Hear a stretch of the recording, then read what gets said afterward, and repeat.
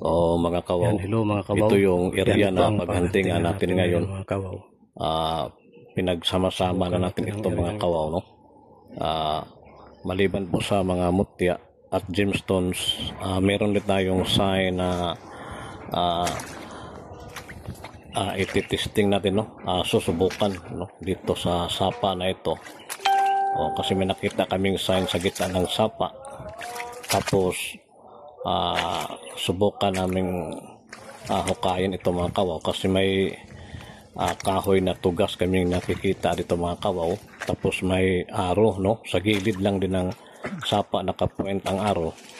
Kaya ayan, tinitesting namin, baka may makuha tayo, kasi yung tugas mayroong butas tapos may aro, no?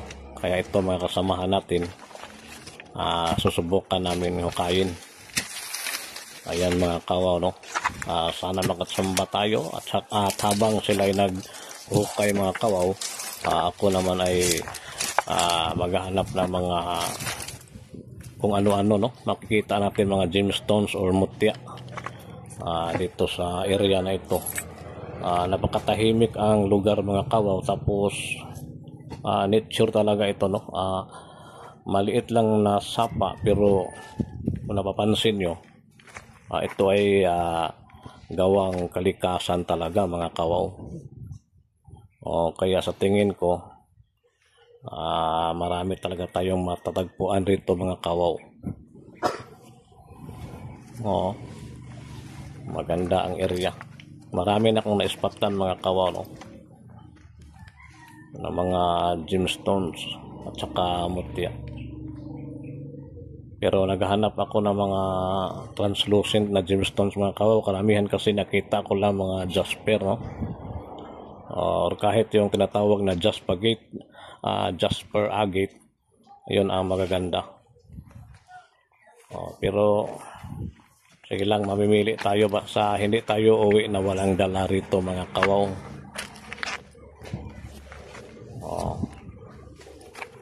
Yan, tingnan nyo mabuti ang mga bato rito mga kawaw. Yan,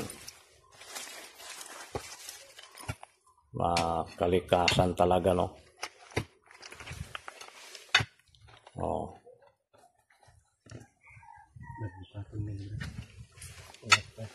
Yan, maganda rin.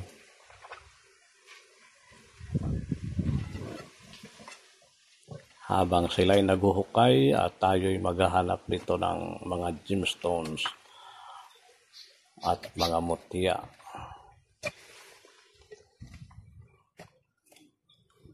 Ayan. May mga maliliit din na rito, mga pasaya, no? Kung makikita nyo lang dito sa actual mga kawaw, may mga maliliit na pasayan. Saka may linta rin. May nakita rin akong linta, no? Maliliit nga lang.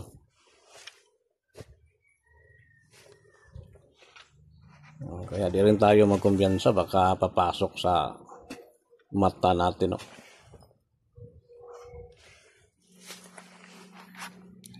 Yan, tulungan niya ako maghanap mga kawaw, baka may makita rin kayo dyan, no? Paki-comment na lang.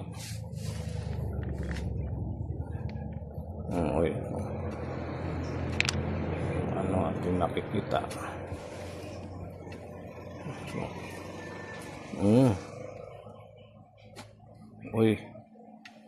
Ayan mga kawaw. Yan, isang ito, kahoy ito. Kahoy na naman mga kawaw na naging bato. Maganda ito kasi maliit lang, Ayan, kahoy na naging bato mga kawaw. Okay ito. Ayan, Ganda ito kasi maliit lang siya, no? Maganda dala-dalahin.